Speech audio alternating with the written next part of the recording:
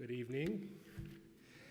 I'm Darrell Williams. I'm the Associate Dean for Faculty Affairs in the College of Arts and Humanities, and I'd like to welcome you all to the third and final event of our 2015-16 Worldwide Arts and Humanities Dean's Lecture Series. This is the sixth season for this dynamic series, and we invite our guest speakers to engage in thought-provoking lectures and conversations about their ideas, bodies of work, and stories that inform our understanding of what it means to be world-wise in the 21st century and the centuries to follow. Our goal is that these events will promote community, generate stimulating conversations, encourage us to think in critical and creative ways, and to facilitate our doing so both on campus and in the surrounding communities. In its third year, the Arts and Humanities Center for Synergy continues to do this work, serving as a hub for interdisciplinary collaboration, reaching across campus, making connections with our other disciplines. As you'll hear tonight, the Center for Synergy and the Maryland Humanities Council are the lead organizations in one of the first National Endowment for the Humanities, Humanities in the Public Square program grants for Baltimore Stories, Narratives, and the Life of American City. Other major partners are UMBC, the Enoch Pratt Libraries, and the Greater Baltimore Cultural Alliance, which will have its kickoff tomorrow in Baltimore. Our lecture series this year is highlighting innovators, artists, and leaders who are demonstrating how their work in the arts and humanities creates meaningful dialogue and actions that address the pressing issues of our time. In the fall semester, some of you may have remembered, our guests included Huang Yi, a Chinese choreographer, dancer, innovator, and inventor, and Angelique Kidjo, the undisputed queen of African music, an author, a UNICEF Goodwill Ambassador, and an activist. In tonight's conversation, we welcome Jane Chu, Chairman of the National Endowment for the Arts, and William Bro Adams, Chairman for the National Endowment for the Humanities, and our own Dean of the College, Bonnie Thornton Dill, as we join in the ongoing celebrations of the founding of both agencies 50 years ago in September. This conversation is of critical importance to our worldwide conversation, and I invite each of you to join us and share your thoughts on the topic by visiting the website, www.beworldwise.umd.edu. And those of you who tweet can also participate in the conversation with the hashtag RHU, ARHUDLS, RHUDLS. Our moderator this evening is my colleague Sherry Parks, who's the Associate Dean for Research, Interdisciplinary Scholarship, and Programming. And I'd also like to thank our partners for this evening, the Maryland State Arts Council, the Maryland Humanities Council, as well as the Clarice and the staff of the Dean's Office, who work throughout the year to plan and conduct a successful series. At this time, please join me in welcoming my colleague from the Department of History, Leslie Rowland, who herself is a multiple NEH Awards recipient, especially for the Freedmen and Southern Society Project, and she will come to the stage to introduce our special guests. Thank you.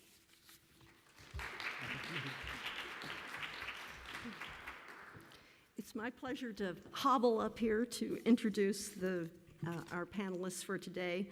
But first, I want to say that as someone who's received NEH grants for many years, one of the things I've always particularly appreciated about the NEH is its recognition that there's an important relationship between fundamental foundational scholarship and the public programs that bring the humanities to larger publics. The latter can't happen without the former.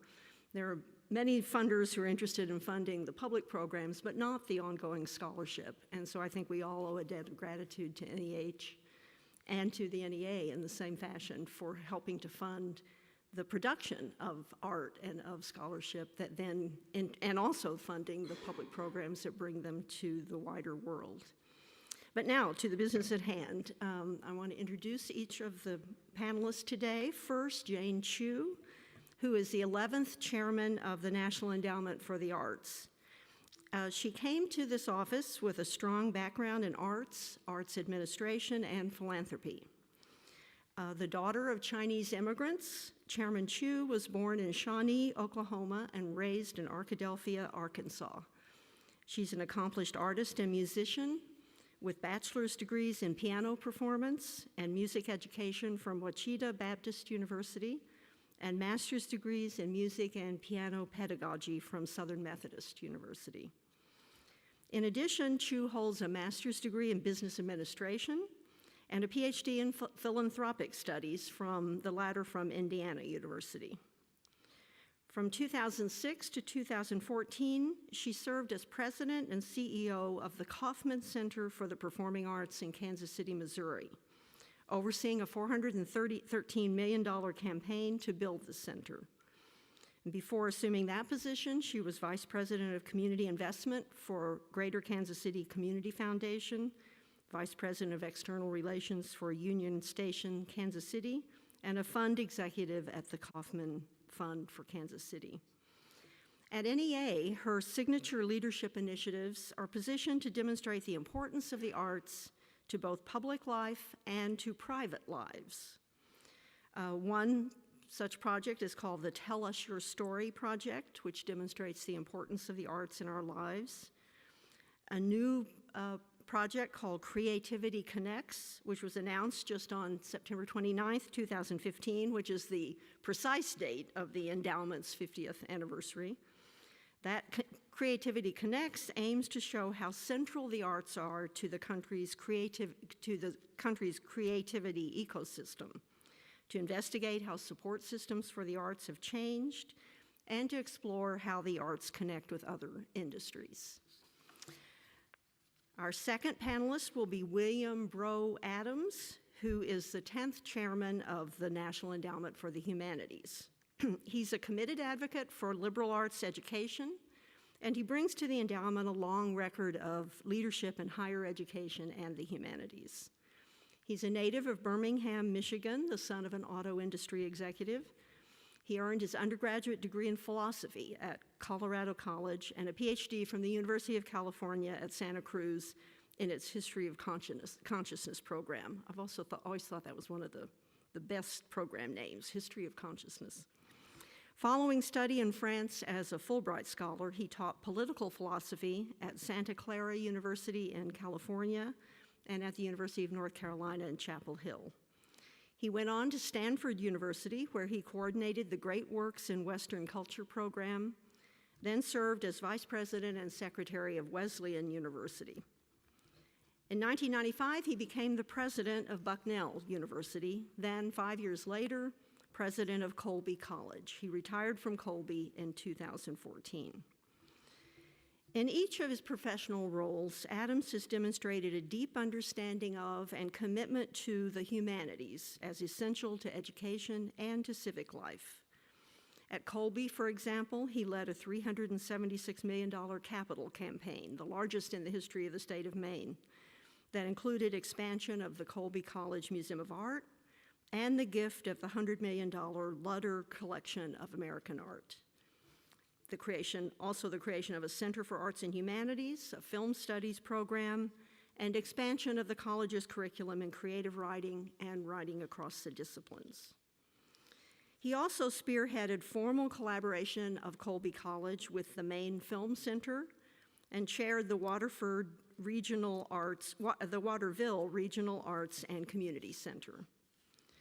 As senior president of the prestigious New England Small College Athletic Conference, Adams was at the center of the national conversation on the costs and the value of liberal arts education. NEH's new initiative, called The Common Good, is a series of programs that seeks to bring the humanities into the public square and to foster innovative ways to make scholarship relevant to contemporary issues. One project recently that's in the first group of projects funded under this initiative is called Baltimore Stories, Narratives, and the Life of an American City.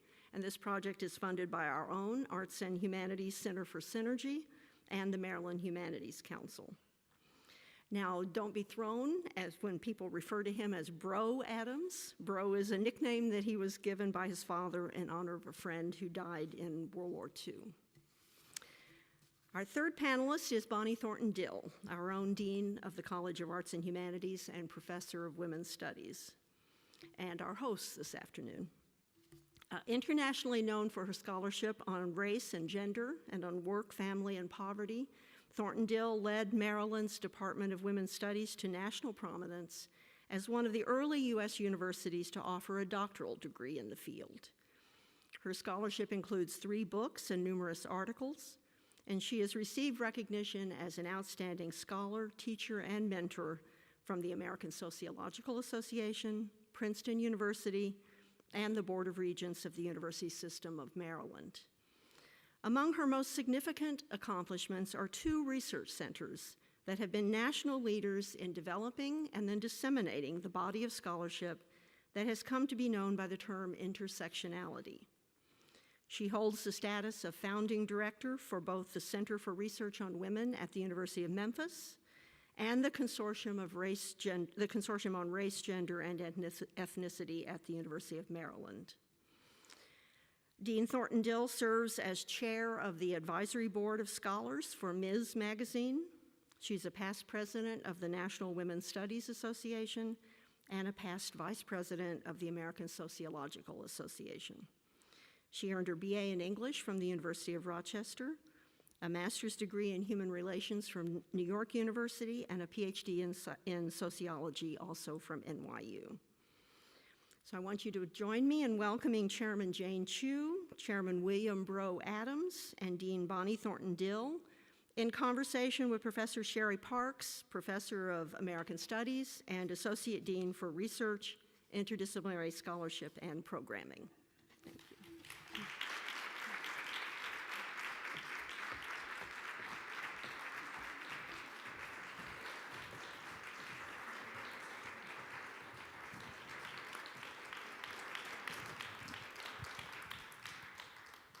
Hi. First, I would like to welcome the chairman to our stage and to our campus. They've just had a tour of backstage at the Clarice. If you've been back there, you know that is exciting. I also want to welcome and recognize Phoebe Stein, who is our partner tonight, who is director of the Maryland Humanities Council. Hi.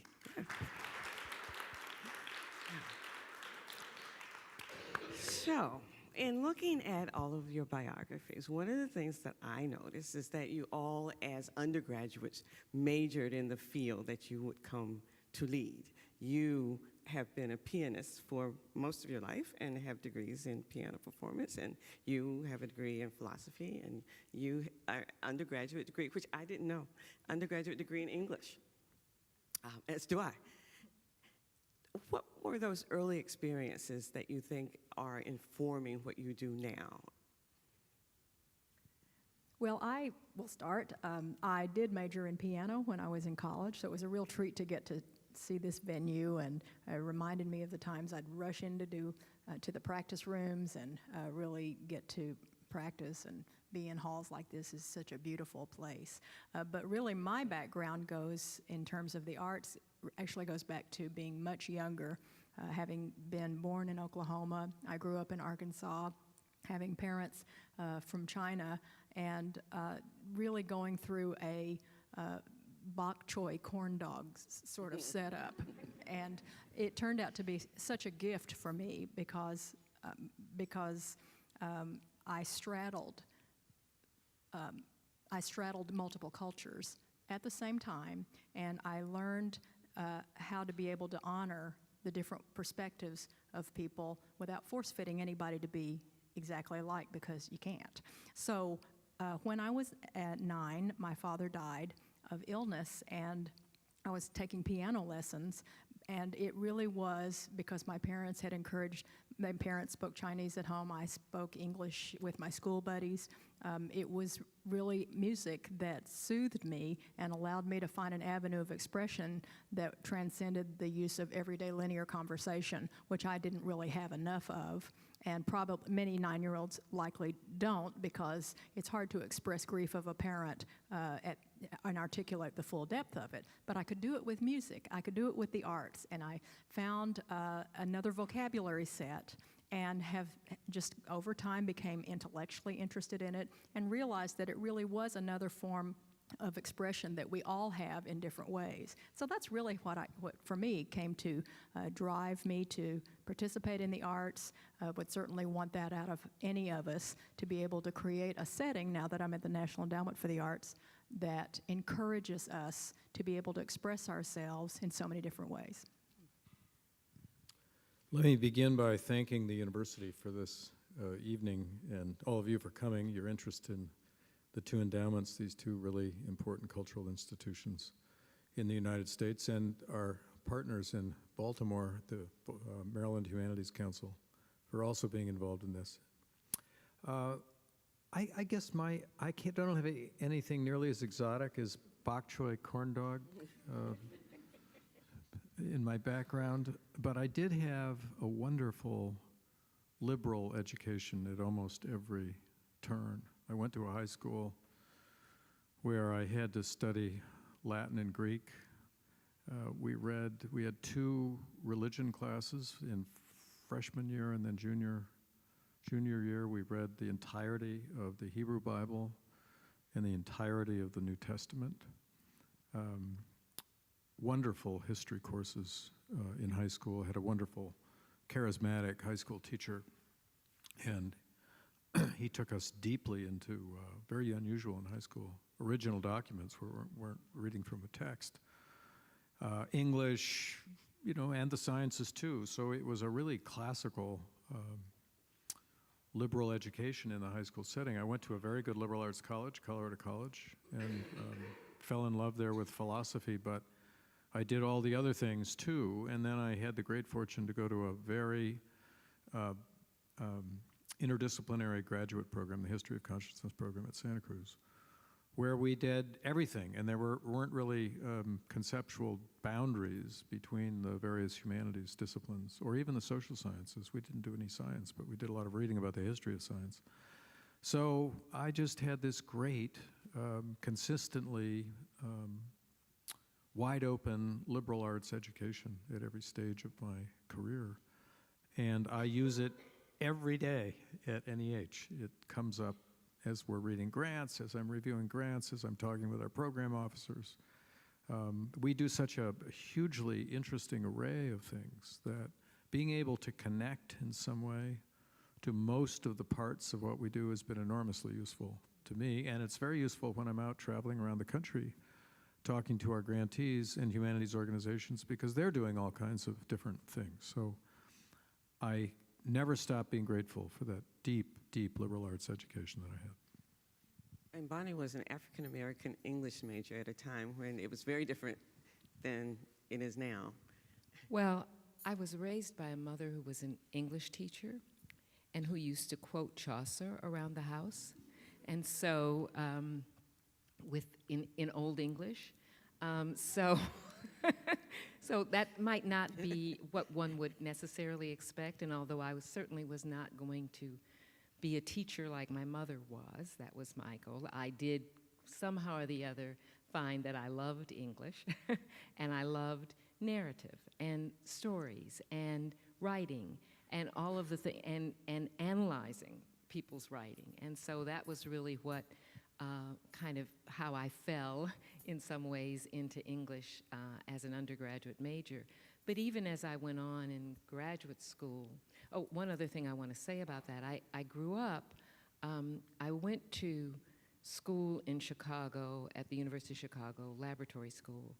And one of the things I realized there was I didn't know it at the time, but I spent much of my growing up on a college campus, and I would go to the library to do my homework. And that was like a very inspiring space for me. I mean, it was just one of those kind of old classical libraries with the high ceilings. And so I think that in some ways, the fact that I am in the academy and have come into the academy was kind of there in the roots a long way. And so I think even as I studied sociology in my graduate degree, I've always really been interested in people's stories. And so for me, it was the people's lives, the telling of their stories, their narratives, the way those things were constructed and how you understood the way people constructed their stories that have kind of come full circle for me in terms of leading a College of Arts and Humanities, where narrative is so important in both the arts and the humanities. And you're going to hear through this evening that the perspectives of the three guests, I'll call you a guest for a moment, is similar. And I wonder whether spending time or growing up in the Midwest, away from the entertainment or elite art coast, had something to do with your perspective about art and everyday life? Well, all I knew is what I knew. So might have been. Of course, my father was a college professor, and we did have the versions of this wonderful Clary Smith Center where we, in the community, were able to participate in the goings-on of the arts. So getting to see them in all kinds of opportunities still was part of it. But it is a big deal to me to make sure that we are relevant, and that in our mission at the National Endowment for the Arts, it's all about all of America having the opportunity to be engaged with the arts, because we know that there's something for everyone. When I was running a performing arts center before I came here, I used to say, I have a business degree too, so I would put my business hat on and I'd say, I wonder if there's just one program that I could put on that everybody would love. And of course that isn't possible because there really is something for everybody, but not everybody likes the same thing. And so that really has been the way we look at our own grants too. Are there grants everywhere? Are we sure we're awarding to small organizations as well as large? What about mid-size? What about rural? Are we across the nation? We're in 435 congressional districts right now, so that's a pretty good start because there are only 435 congressional districts. But we're always asking ourselves that way, and I think it really, at the heart of it, is we want all Americans to have an opportunity to be engaged in the arts in some way that is relevant for them. And Bro, your college education was interrupted by war, and we see strains of that now in some of the programs, I think.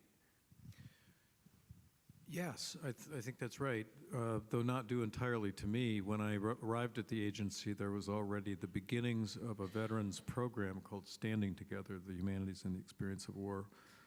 And because of my own experience and because of my interest in these broader public issues, it was very important to me and still is important to me. So we've expanded a lot, and I think I'm constantly reminded of my own experience when as we do work with veterans, using humanities resources to help them understand their own experiences. And I was lucky in my own life to find those resources very useful in my own efforts to understand what I'd been through. I came back from Vietnam in the summer of 1969, and went back to college in that fall, and I almost immediately met a very important philosopher there named Glenn Gray, who'd written this beautiful book on war and his own memories of war in World War II, called The Warriors. I commend it to everybody who's interested in this topic. It's one of the great, truly great books on war, I think, in the American library. But that taught me a lot, and it taught me a lot about the power of these resources. So we've been trying our best to marshal humanities resources in the service of veterans, and also to help all of us understand how wars have shaped this country over time, from the very beginning, but of course most recently in the last decades I said Syria, it may be Syria, in Iraq and Afghanistan. And those conflicts have had an enormous impact on us, as the Vietnam War did. And I think it's very important for all of us to be able to know more about how we've been influenced by those conflicts and the things that have been left for us to pay attention to because of them. So we're reaching out and doing a lot of different things with veterans, but we're also funding historians and military historians, American historians, and others, including Ken Burns, whose film on the Vietnam War, as some of you know, is coming out in 2017. This will be a phenomenal public event.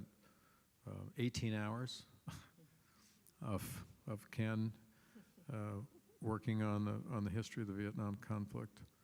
And we're doing some programming. We're going to be doing some programming through WETA around the country, trying to engage all kinds of people, including veterans, in a discussion about Ken's work and what it means for our history. So that's a long-winded answer to your question. No, but I do think I should tell you, you're hearing me call them Jane and Bro, and lest you think I am being highly disrespectful, they insisted. So that's why, and I call Bonnie Bonnie. we're celebrating the 50th anniversary of the founding of the two endowments on the same day Lyndon Johnson signs you into existence. Yes, we're fraternal twins, but we're Yes. not identical. Yes, and that was Separated at birth. That was made very clear. Yeah, you were. You should go on the road. And I wonder, in reading about this, your take on the sensibility of the time that led to the birth of your endowments and what that says about us as a country at the time and who we've become. When I look back at the enacting legislation, and I've read through all the annual reports, and I've looked at the conditions of the nation that were happening at the time, there was unrest, and at the same time, there were opportunities for hope. And so I think that that is what the two endowments sprung out of.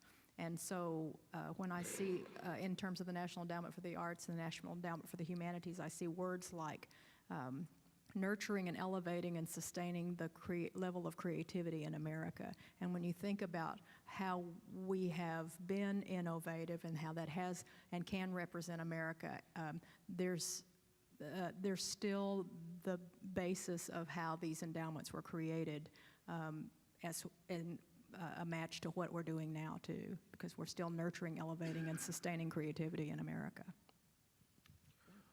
There are so many things about that time that obviously we can still relate to, but the more I've thought about it, the more it seems to me that more has changed since 1965 than not. And around the motive forces that brought us into being, one enormous change is that in 1965, when Johnson imagined this incredible legislative agenda that included, remember, the Civil Rights Acts, the Voting Rights Act, the Wilderness Act, the Historic Preservation Act, Social Security amendments, which brought us Medicare and Medicaid, and 20 other things that I'm not remembering to say. People believed in the power of government to positively affect people's lives. It all happened under the banner of the Great Society, remember? And it was really in people's minds that government could be an agent of change in order to make society great, or in order to contribute meaningfully to its greatness and to its becoming great. And that faith and that confidence, I don't think exists anymore. Notwithstanding the fact that the changes that occurred, many of them are still in place. But I think it's very hard to find a lot of people who have that confidence in government. And one of the reasons was the Vietnam War. So the great tragedy of Johnson's life and administration, of course, was this enormous achievement. On the one hand, in all of these positive, breathtaking ways, on the other hand, the war that drove him from office, and I think undermined Americans' confidence in the state and in the whole process of government in a way that we've never recovered from. So it's hard to reach back into that time and find sort of an immediate sympathetic understanding of what that moment was and what the belief was that made it possible for all of this to happen. So I'm glad we got created in 1965, because I don't think we'd be created today. Well, it's interesting because in the language, there is a belief that art and scholarship, which is what they were calling it at the time, would make us a great country. And very different from the language now about what is supposed to make us a great country. That they had to have development in art and the humanities in order to ascend to the power that they assumed the United States would need. Bonnie, they both mentioned unrest and the issue of race. So there at once is the great country we're ascending to our power at the very moment of the civil rights movement. Yeah, I was listening and thinking about that because I came into my own kind of beginning of my professional career at that time as a program officer in the War on Poverty in the Office of Economic Opportunity, implementing the maximum feasible participation of the poor phrase, and that was one of the things that I took very seriously as a program officer and was reviewing all these proposals for that. But one of the things that also strikes me about that is some of the kinds of synergies that came about around the arts and the humanities and civil rights issues. One of the things, some of you may remember that Michael Kaiser had a program here on kind of race and the arts, and they were talking about, and Michael and the DeVos Institute's been very interested in the fact that there was a lot of activity. There were Black theater, there was Latino theater, there were kind of a lot of theater groups that were very active in that period of time. There were a lot of initiatives that were probably supported, I haven't gone back to look, but you would know, supported by NEH and NEA that really dealt with some of these issues. And they've been talking about, DeVos in particular, has been talking about the waning of those things and the lack of how there was a time where these things were flourishing and then they have diminished. And their numbers are smaller and kind of the support for them. So I do think that there were some, even though that the legislation was separate for these things, it was part of this big vision. And I think it's very, really profound to think about how we thought about government then and what we believed government could do and what, I was one little person there trying to implement government in a very small way, and where we are now in terms of it. And so I think as we think about how do we bring those things back together again, how do we generate, not government, because I think you're right, we've gone down a particular road and we're not going to go back to the old one, but how do we at least revive some of those concerns and commitments to communities and to people, to difference and diversity, and to people to different approaches to the arts, to the humanities, different stories, different narratives, all of those kinds of things I think are really. And not only that, we have a great opportunity now with the arts and the humanities to address that, because these are such great subjects, and such great, when I think about the shifting demographics and you start seeing that the pace is quickening, there's some of the best opportunities through the arts, through the humanities, to honor the different perspectives and the different ways together without forcing people to be exactly like they are, like each other. And so that is why we do have an opportunity to be leaders in the community, to really, and we say this a lot to the arts when we travel, is, you can be the leaders in the community in terms of honoring, pulling people together, honoring different perspectives through the different approaches in the arts and through the humanities. So we really have an opportunity here. While time has changed over 50 years, we could turn this into a great celebration through the arts and the humanities and prove to people that there are great opportunities. And Bro, you have said that you think the most challenging questions of our time are really not technical or scientific. You actually say very strongly that you think we must have those conversations.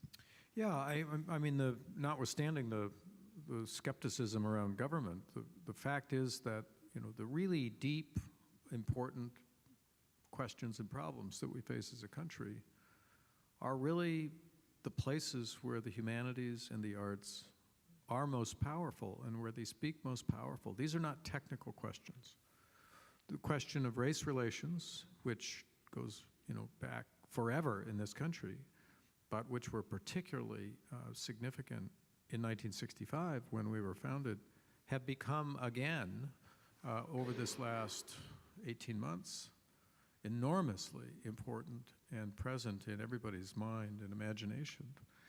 And these are that's an example of an issue that is almost entirely about our culture, about our history, about our legacies, about our social relationships, and about our ideas and values. These are entirely the province of the arts and humanities. The scientific and technical disciplines will not help us at all in those places. It's a different kind of truth, and it's a different kind of lived experience that emerges in that and so many other things that we're dealing with. Immigration is another great example. The cultural conflicts abroad also raise these deep cultural issues. So the kind of truth, the kind of understanding that the arts and the humanities facilitate and develop are the things we need most now. So there's great opportunity, even in the midst of some public skepticism about those same things, which is one of the great ironies of living in this country, I find all the time. But I think you're right. It's all right there, and we need to re-engage these forms of understanding in order to be able to even begin to think about how we address these. And the 1-2 punch is very powerful. You were talking about the ability of the arts to allow us to have what would be otherwise dangerous conversations. And Bro is talking about then the humanities, and often, and the Clarice uses this technique of having an art event and then circling around it with scholars to come in and give larger contextualization. We are at a university, and you both have had things to say about elitism and whether or not the academy is doing the job it needs to do in your fields. Do you want to talk about that to us? I'll absolutely defer to the experts right here, but only to say one comment, which may or may not be related to the academy. But one of the things that I do see shifting is what the definition of leadership is. And it does involve now the ability to honor different perspectives and all the things that we've talking about that arts and the humanities have the ability to do. It seems like in the past, maybe generations ago, a leader was one who really had a deep understanding and expertise in a specific subject. Nothing wrong with that, and we still want that, and many of us crave that. Going deeper and deeper is just very satisfying and energizing. But it seems like now the leaders of tomorrow, and when I say that, that's what triggered it, because I thought, some of this does involve the academy. But the leaders of tomorrow will need to know how to be able to synthesize different perspectives. And it's not that they won't need to know the expertise, but the ones who have the ability to bring together what some seemed like disparate pieces will have an ability to bring us together. Because you have startled some people with an emphasis on data. I've startled them, have I? Yeah. Well, I love data. I'm kind of a geek, but pulling disparate pieces together will need to be able to teach those skills in a lot of ways, to be able to have the ability to suspend judgment enough that you can pull together pieces and put together some judicious thinking as well. And that will involve the academy in terms of how we're training our future leaders, our future students. With the public Humanities and Public Square Initiative, there were universities, including this one, we were saying, that were ready to go. But there was some, I think, in the field, a little surprise that there were universities who both wanted to badly and were ready to go in terms of participating fully in public humanities. Yeah, I think the humanities have come, what's the right word, gradually to an appreciation of the public expression of the humanities, where people like you and your colleagues are able to imagine themselves extending their work out into the world, working with communities, working on community issues, as is happening here and with the Humanities Council in Maryland. The public humanities movement has been growing and gaining strength. Not everybody's a convert yet. There are still people who have a very narrowly, I would say, academic appreciation of the humanities and want it to stay that way. Likewise, NEH has had to learn over time how to, come from a rather highbrow sort of sense of culture and what the humanities are about into a much more egalitarian and public understanding of the importance of the humanities and what they can do. So it's been a process, I think. And I think universities and colleges are moving pretty quickly down the road. And I think one of the most exciting parts of the fields that we work in are these public extensions of humanistic work. And faculty kind of have to lead the way.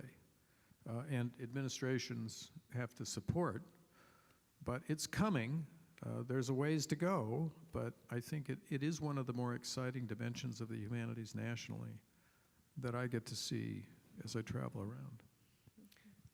And working with Phoebe Stein, I think one of the things that we've been struck with is how often we get asked, well, how do you make it work?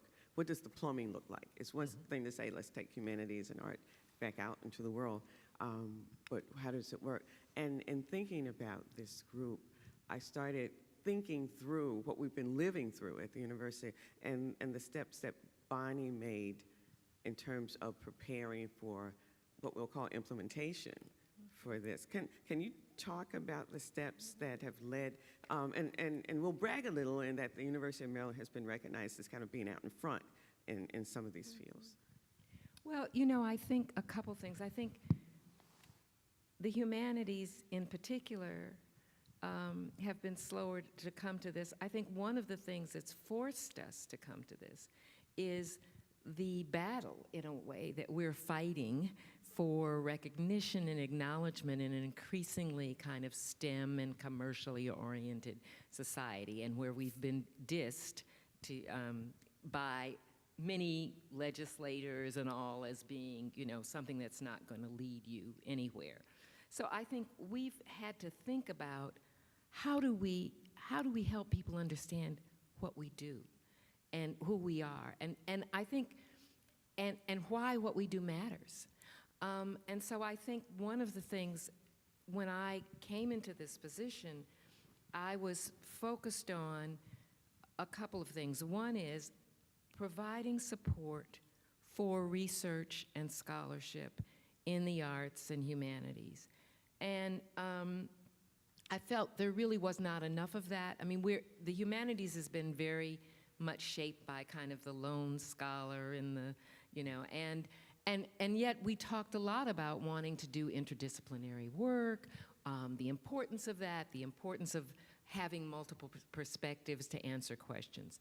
So one was really to develop a position where someone would focus both on research and also on programming. It's kind of like the point that Leslie made earlier, both the background scholarship, but then how do you tell people what you do and why it matters.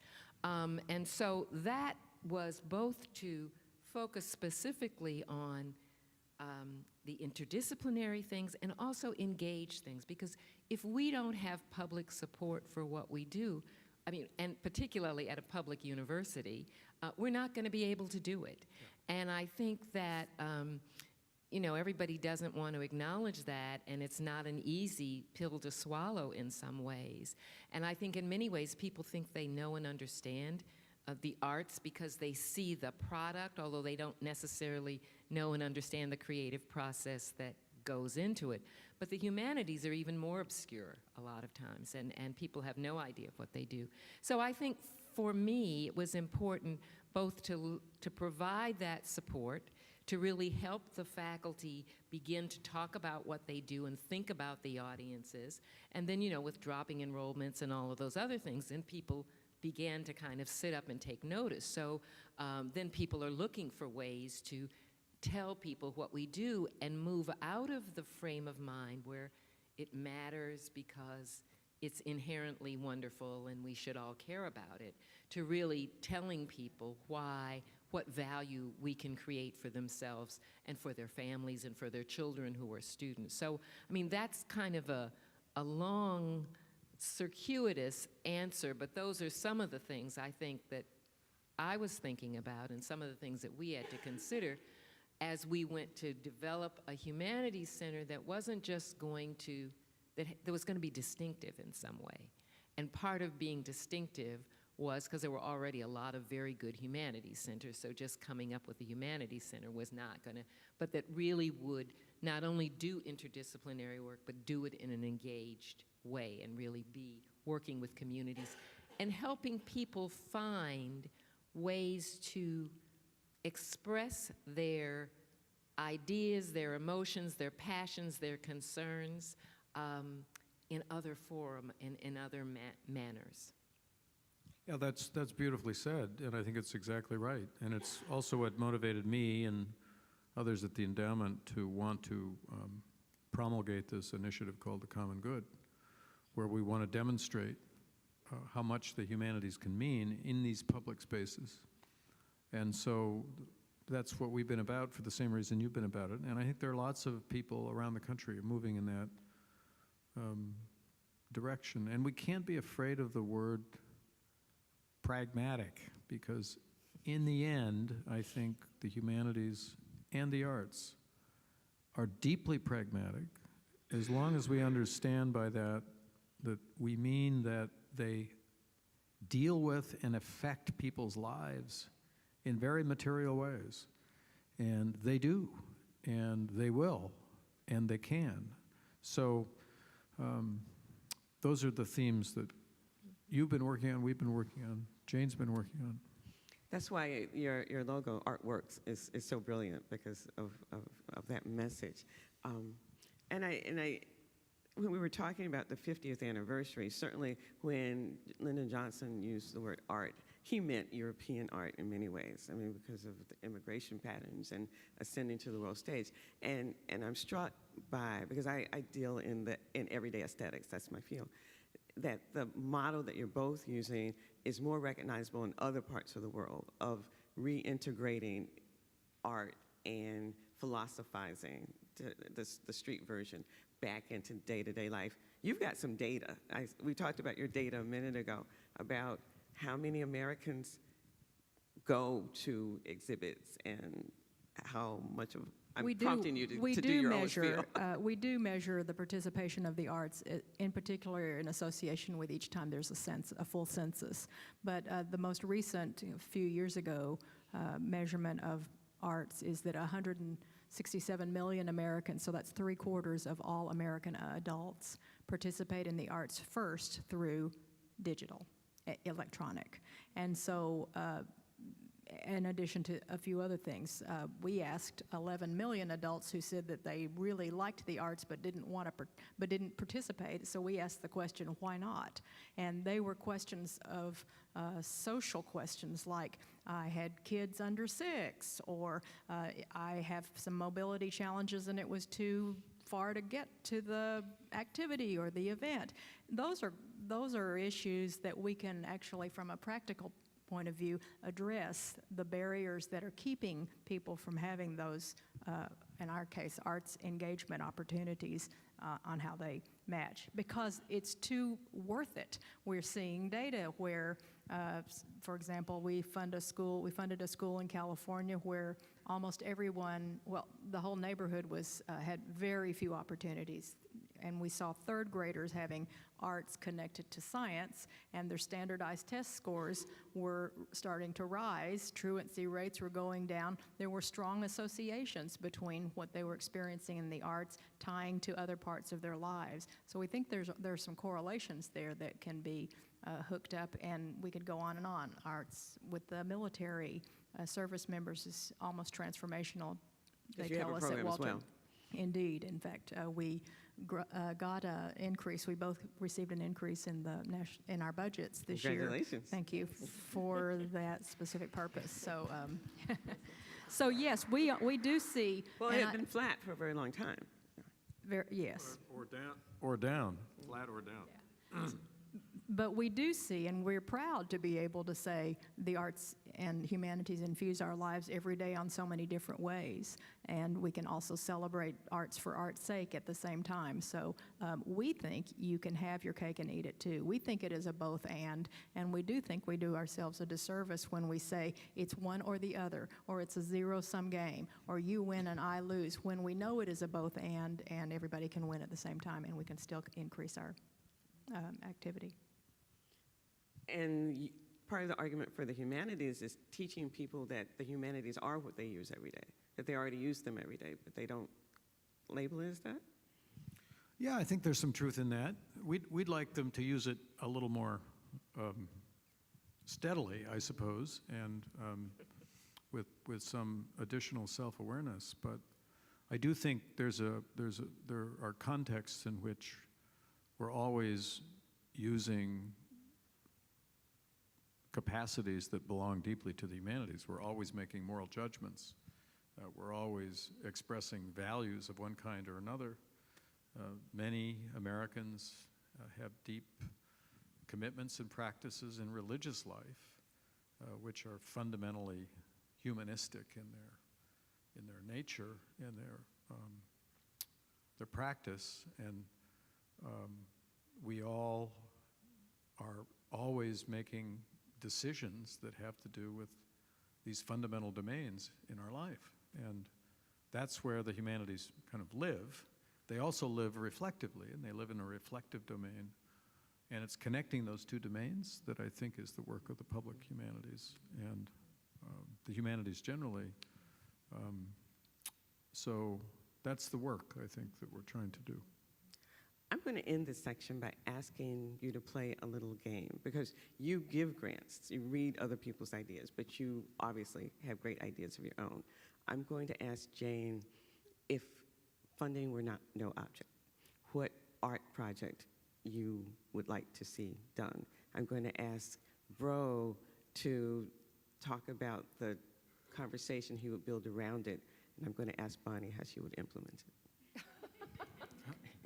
So you start, Jane.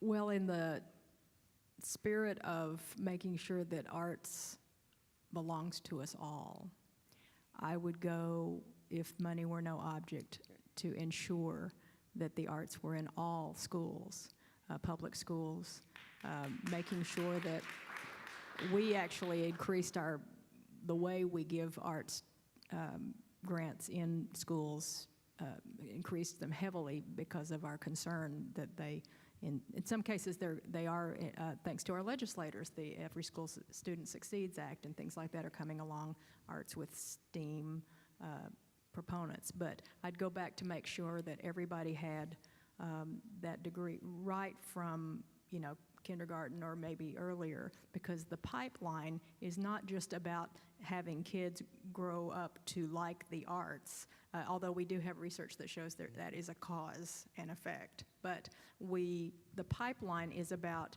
kids becoming more wholly able to, synthesize different parts of their lives and figure out how to think wisely and judiciously, figure out how to be as creative in engineering. There's all kinds of opportunities, especially if you start early. So there's the beginning. So let's make it easy for Bro. All right, Let's I am making it too easy, aren't I? You should pick an age. 3rd grade. Okay. Does that make it easier or harder? Boy, I have trouble thinking back to 3rd grade, I have to say. But I'm fundamentally sympathetic, and I agree with Jane that maybe the biggest challenge that we face with these cultural domains in the United States right now is the pressure they've been under, particularly in primary and secondary education. And if we're not able to nurture these domains in primary and secondary education, it's going to be very difficult to sustain them with the kind of energy and depth that we want to in higher education. So if money were no limit, if we received, a couple $100 million from Congress on top of our budget now, Start the letter writing campaign. I'd invest a good deal of it in secondary education. Okay. And Not the 3rd grade, high school. Well, I mean, I'd start with the secondary education Notice universe. how they don't follow the rules. and work my way down. That's why we're not the same agency, because we just can't do things together. But I would work my way down, I think, from the secondary into the primary orders, and give resources back to teachers and school systems to broaden the aperture of the way we're thinking about education. We're narrowing that aperture now in a way that is, I think, very destructive, and without some kind of robust commitment to educating the whole person at every level of education, we're going to be diminishing the power of the culture and the power of people in the culture to do the things we have to do as a country, not least to preserve the democracy that is so fundamental to our history. So I concur that that's the space we'd really like to be in, but it's so big and it's so complicated that we just don't have the ability to do anything there now. I mean, it's very, very difficult for us to work there. So, Bonnie, now you're going to do my job. There's this joint call from NEA and NEH about let's say music and education. What would you, Kara Kennedy is here, our grant development person is here. Would you say, Sherry and Kara, start working on this idea? Well, I was struck by something that Jane said about the studies that they had that showed that as children were, they were improving in science as they worked in the arts. So I'm very strategic. And so I would say, okay, this is something, technological superiority, science and all of that is what people care about right now. So let us develop some programs that put humanities, concepts, ideas, and the arts together with a science learning thing, because I have this whole thing about how we have to develop the right and the left brain all together. Anyway, and let's do some pilot projects with some, where we can demonstrate the impact of these kinds of programs on overall learning. In other words, to show that these students actually do better in science if they're doing the arts and the humanities, and then use that as a way, as a launch pad for something bigger. Are you writing, Kara? I don't know. That No, was, thank you. That was very good. You're good sports. I was struck. I am the daughter of two school teachers. My mother had an old K-8 certificate, and her classroom had a piano in it. In North Carolina, every teacher had a piano, and for her teaching certificate, she had to be proficient enough to play. So we're talking about a return to their old days. Great. Thank you. Thank you for being such good sports. Okay. Now comes your part, or question and answer. If you've done, I see some regulars. Oh, hi, Teresa. How are you? The director of the Maryland State Arts Council. Okay, thank you. Hi. If you've been here before, you know that we are recording. And so you have to make your way to one of the mics to ask your question. The second, and this is serious, is that you have to ask a question. No speeches, no auditions, a succinct question that they can answer. And it's my job to enforce that. So I will interrupt the pontification if it goes on too long. So does anybody have a question? Can you go to the mic, please? Thank you so much. My name is Ashwini Thambe, and I'm in Women's Studies. I have a question about the environment we're living in right now, where it seems that people who are creative content producers in general have to deal with an audience that expects their content to come free over primarily digital media. So I'm just curious about whether you think of the NEA and the NEH as playing an important role in addressing the question of, how to spur innovation and creativity when the market doesn't necessarily meet the needs of people who are content producers. So it's primarily a question for people who are in the arts, but I think the humanities aren't necessarily as protected and secure as they used to be. So it's a question about sustainability and public funding. My general comment would be we are clearly in a transition.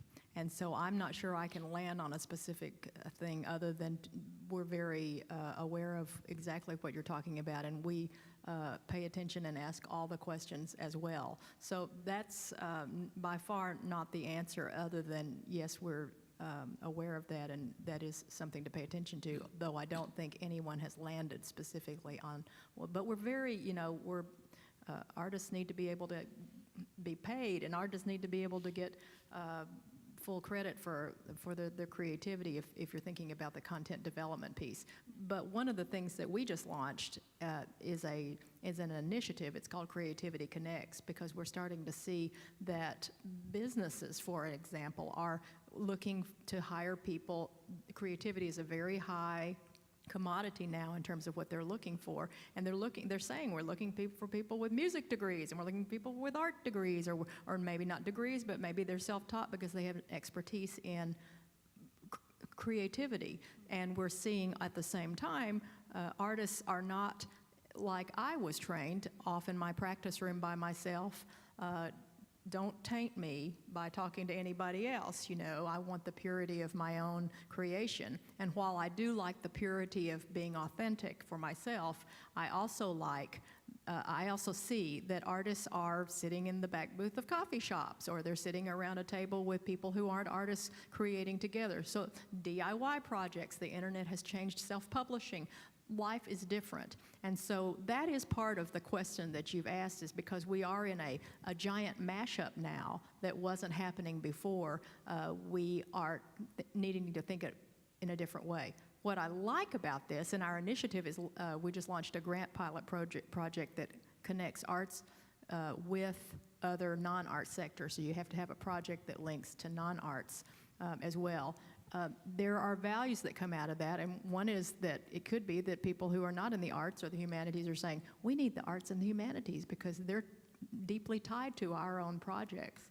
So we don't know the answer fully to what, but we're asking everybody from, patent offices to how do we think about the content development, and is it a different way of being, and should we be there to be able to spark that creativity, and how can we make sure we honor it too?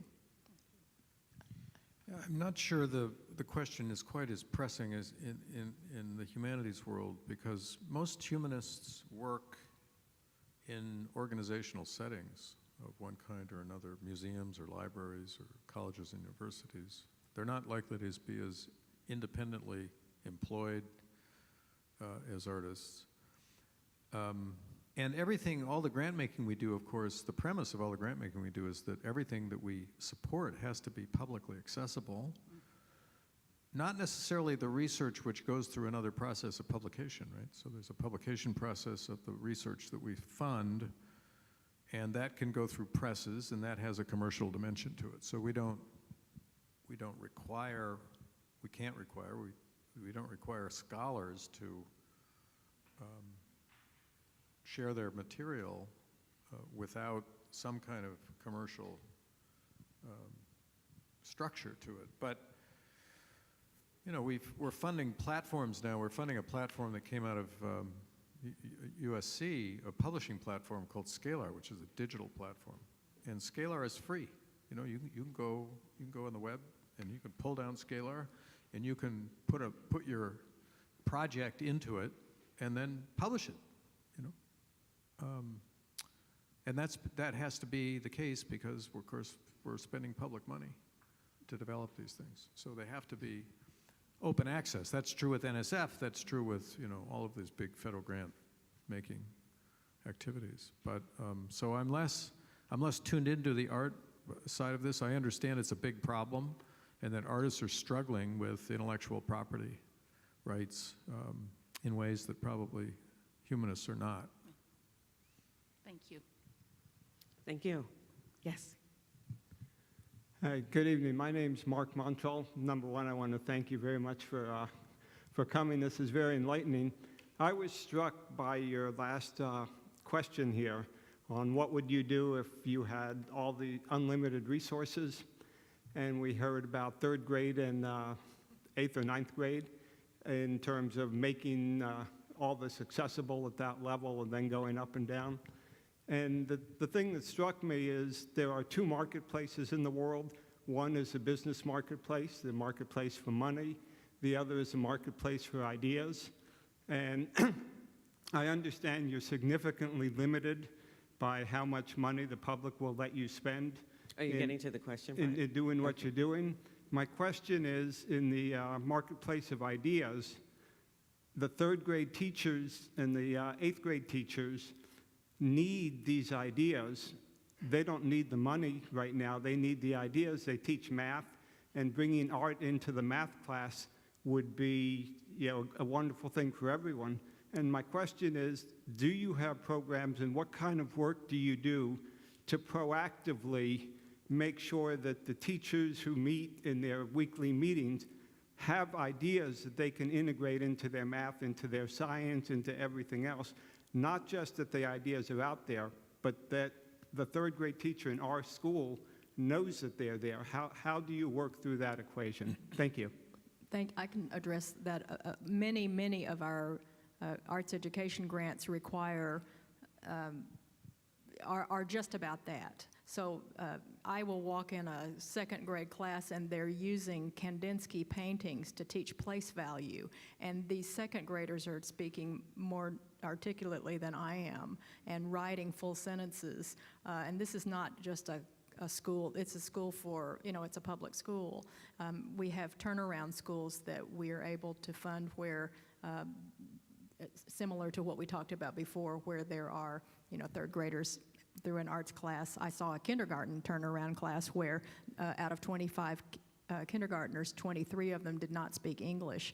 They had an arts curriculum that taught, I think it was weather, and that instantly got it. So we know that there's a language that reaches many of us, and the criticalness of it. In our professional development, for a lot of our curriculum, it requires that the classroom teacher, who is just at the heart of it when it comes to elementary school, be the teacher along with an artist. Sometimes the classroom teacher will go away. Oh, good, here comes the art, I'm going to go away and over here. And these professional development classes are teaching the teachers about, in our case, being artists as well, and the change in those kids as a result of that. So that's how we are encouraging, the whole environment to make sure that they're talking. Do all the teachers and the administration, are they all talking in their planning meetings? So the answer is yes, you nailed it. Let's go to the systems and look at them. Are the systems aligned? And are the kids hearing that alignment? So we're cognizant of that. Thank you. A similar kind of answer. NEH has been involved for a very long time. In fact, it's the oldest education program at the agency in supporting and funding institutes and seminars for teachers that occur all over the United States every summer for up to 5 weeks in length.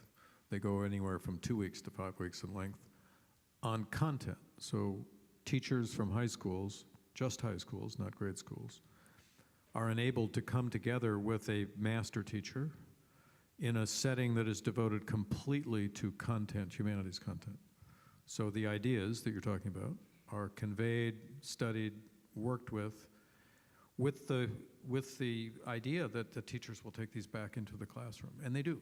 So we do dozens of these every summer, and we've done it for 40 years. So I think we estimated that we've probably impacted the lives of about 10 million high school students through these projects. The other program that's very much involved with this is a website we created and now maintain called Edcitement, and it curates material for high school teachers and grade school teachers of the sort that we produce or the sort that we support. So we take NEH grantees very often work, and we extrude it into this website. And then teachers are able to get this highly curated material, highly vetted, quality material, and they're able to incorporate it into classroom lessons at their own sort of pace and choosing. So we've been very, very active in that sense of the marketplace of ideas for teachers. Where we haven't been so active, and where I think if I had all the money in the world, we would be more active, is helping administrations in secondary schools grapple with these incredibly complicated and difficult curricular questions. They're so hemmed in now by the testing regime and by the STEM enthusiasm that there's very little left for these fundamental explorations of the arts and humanities, and that's a big problem. And frankly, the federal education acts have not been very helpful. In fact, they've been positively unhelpful, I think, for the most part. And it's getting a little better. I think there's a little bit of a turn with respect to the testing regime, but we have a long way to go. And in the humanities and the public square grants, where'd he go?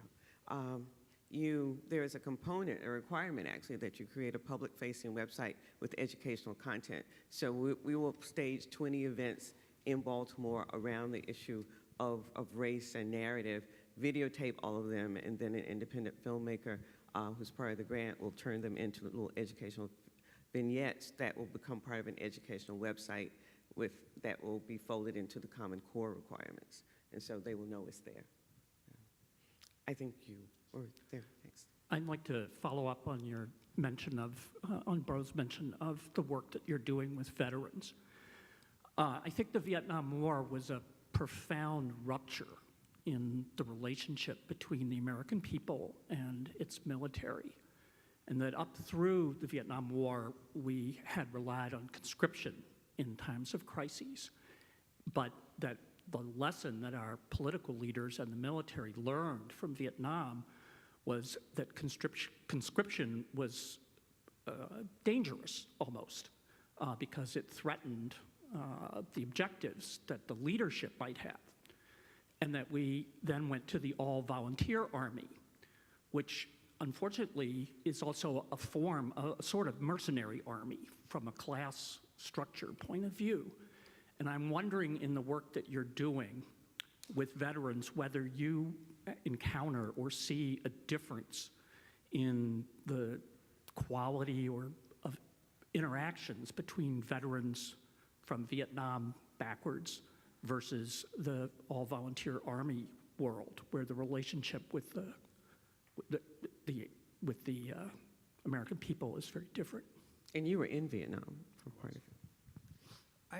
That's an interesting question. I don't know if I see the difference in terms of those generations of veterans, but I agree profoundly with your premise, the premise of your statement, that the movement from a draft military to an all-volunteer military was decisive and deeply unfortunate in the sense that now we don't have a shared sense of sacrifice and we don't have a shared sense of responsibility for these conflicts and for the decisions that lead us into the conflicts. And as a result so we have something like 2% of all Americans had some connection to the Iraq and Afghanistan conflicts. For most of us, it's a total abstraction. And you have to work pretty hard to get into a place where you understand that sacrifice in an existential way. So I think it was a big, major turning point with respect to military institutions, and it was a mistake. Now, I said that publicly at the time. I actually wrote some about this. I didn't have a lot of people applauding me for it, because in the 70s, nobody wanted the draft again, ever. I think the best we could do now would be to return to some kind of form of national service, because the country is too big to have a conscripted army in which everyone would serve, right? So, but we could have a national service requirement, some of which would be military, some of which would be something else. It would at least give people a connection to that sense of obligation to the country and to the whole, and probably create strands of conversation and connectivity that would go a long way toward closing this rift. The rift now is huge, and it's very dangerous. And I think some of the programming we've been trying to do in both of our agencies is to these little measures to kind of close that divide a little bit. It's very hard. It's very hard because if you don't have the experience, you don't have any basis for thinking about it in daily life. So I'd like to go back to a national service requirement or go forward to a national service requirement. I think the chances of that happening are 0. But I think it's philosophically and politically, it's the right place to be. Thanks. Yes. Hi, yes, my name is Julie Dennis. I'm a Master of Public Policy student here at the school, and my focus is education, with me being particularly interested in arts education in the United States. And being a policy student, you know, I love that we talked about opportunities, but policy is all about change and implementing change, and so what actions can everyday citizens take to kind of make the arts and humanities more a part of, you know, the education sphere? And I think that I'm wondering also if maybe, because we know that the government kind of moves at a glacial pace, if you're seeing grassroots kind of implementation of how to make these two things more prominent. Thank you. One of the things that we've done to move toward what you've mentioned is after seeing so much cutting of the arts, you know, first to say, you know, I think the reason people cut the arts is because they have a perception that the arts are off in a corner by themselves, or that they are for some people and not for others, or that, you know, you can always cut violin lessons. I'm just making this up. But you know, we need something core, and that's why we think it is so critical to dispel those myths when we know that Nobel laureates in the sciences are 17 times more actively participating in the arts than other scientists, and when we know the ways that people participate. So what we've done, not specifically on a policy, but what we've done to start moving toward what you just said in terms of the community groups, is after we started seeing a dwindling of arts education in schools, and we have been giving arts education grants for 50 years in professional development as well as programs for the students. We started in 2015, a new way of giving. We'll still give professional development for teachers, and we'll still give specific programs for schools, but we started a new way of connecting, for example, school districts with community groups. And that starts to move toward what you had just said, because we think we're helping the whole system. So whereas the arts grants for the National Endowment for the Arts average, they're really, you know, about $20,000. These are like $150,000, renewable for year after year, because we think that we need to start stabilizing the whole environment together where they are working together, instead of being off in a silo by themselves saying, we teach the arts or we don't teach the arts. Let's start hooking everybody together so we're interdependent. That's how we're addressing it on a practical level. I can't wait to see if that starts working, but I think it will be more, there's more an ability to sustain the arts that way, because everybody sort of has a hand in it, including the community, maybe especially the community. Yes. Hi, I'm Kim Coles. I'm an English professor here at Maryland. This goes to your point about being hemmed in by STEM enthusiasm. The State of the Union address, one of the particular emphases in it, at least at the start, was while technology is incredibly exciting, and this is true, I can't wait to be 70 years old just to find out what we can do at that time. But while that is the case, it presents new challenges, specifically the social disparity and the increasing of social disparity that might attend this push towards STEM. Given that most under-resourced communities can't afford and won't be able to afford the requisite labs and support in order to train students, their students, to participate and gain access to higher education through STEM training, what kind of world, what kind of community are we creating with this STEM enthusiasm? And who are we closing out? It's a great question. you know, I think these educational movements and initiatives follow the class contours of, you know, the educational system generally. And so your point that some communities and some schools won't have assets that others have because of these divisions is a good one. But I'd make the same argument from the other side. I think the problem with the STEM fascination and with the focus on STEM as sort of the fundamental ingredient in education is also, in very much the same way you're describing, dismissive and exclusive of populations that ought to be having an access to what I was calling earlier the education of the whole person. So I think in both directions, it is an access preventing or an access limiting situation that we're in education right now, because the richest, the most powerful form of education is one that deals with the whole person and a vision of the whole, all of the circumstances in life in which people will need to have elevated capacities and skills of the kinds we learn in education at all levels. So it's good to worry about whether or not the STEM thing will be delivered equitably across the country, but I think it's also just as important to worry about the equitable delivering of a fuller, richer concept of education. Because when you start to limit certain neighborhoods and communities to vocational training, you're denying them access to all of these other domains, including the arts and humanities.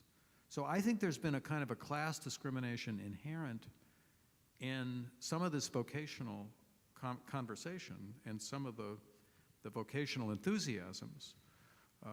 It shows up in the community college world, for example, where I've learned that community college teachers and administrators are very passionate about liberal education.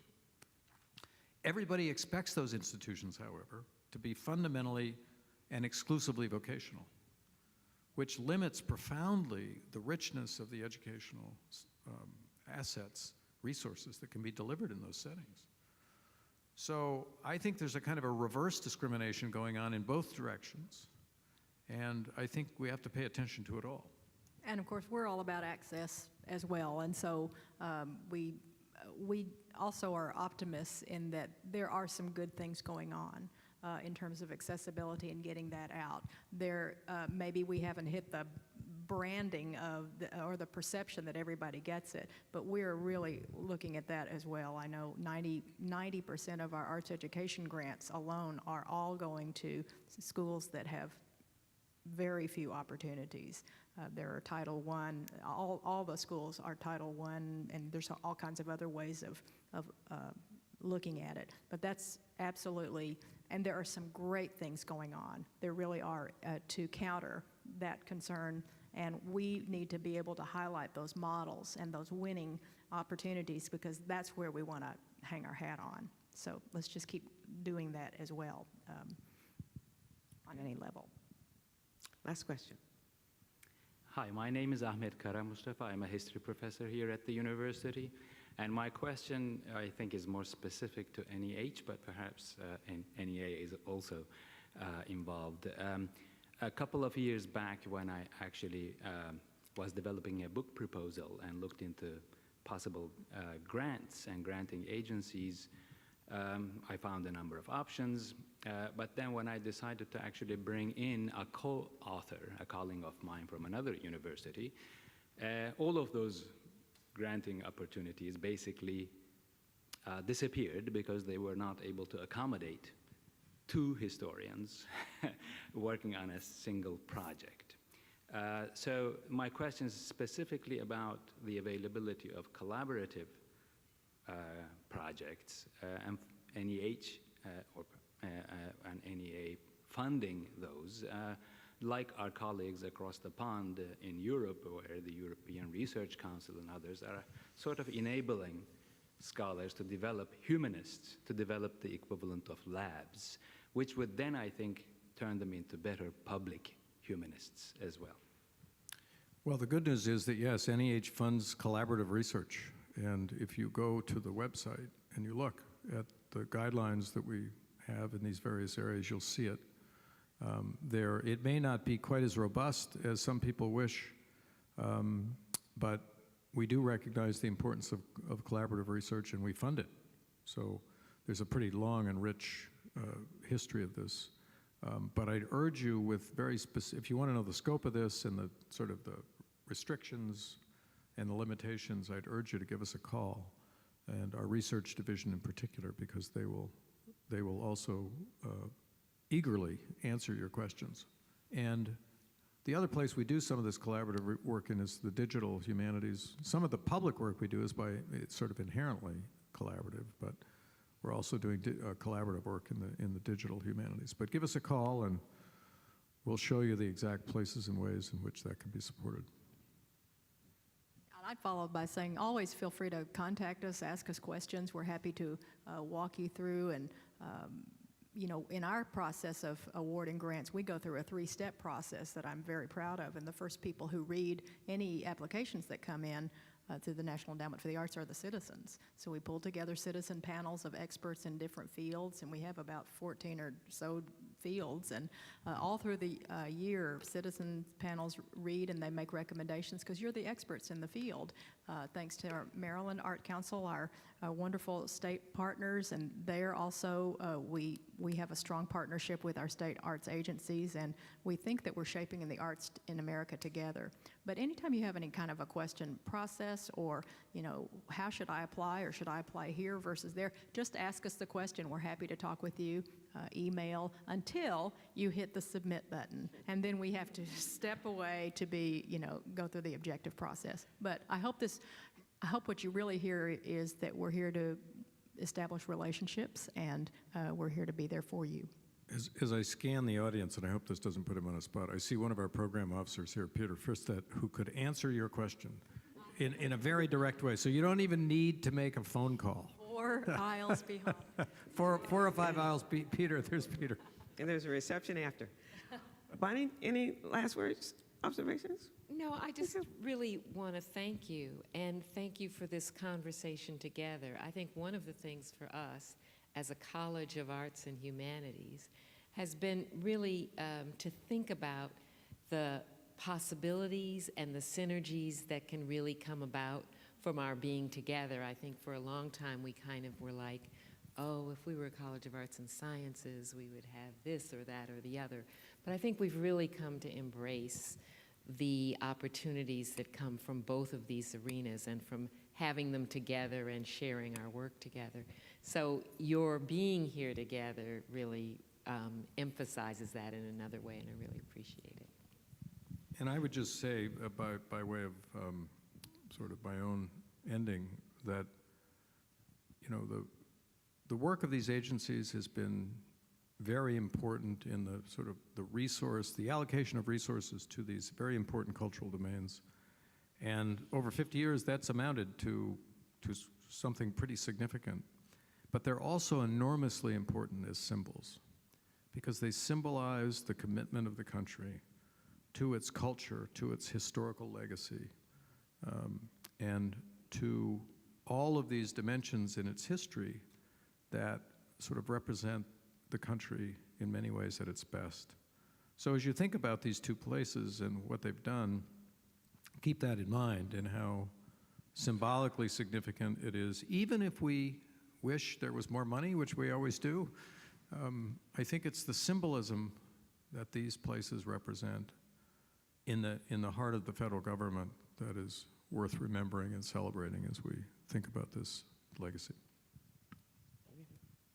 Well, and I would like to thank properly our partners for tonight, Teresa Colvin from Maryland State Arts Council, and Phoebe Stein from Maryland Humanities Council, and of course the beautiful Clarice Performing Arts Center.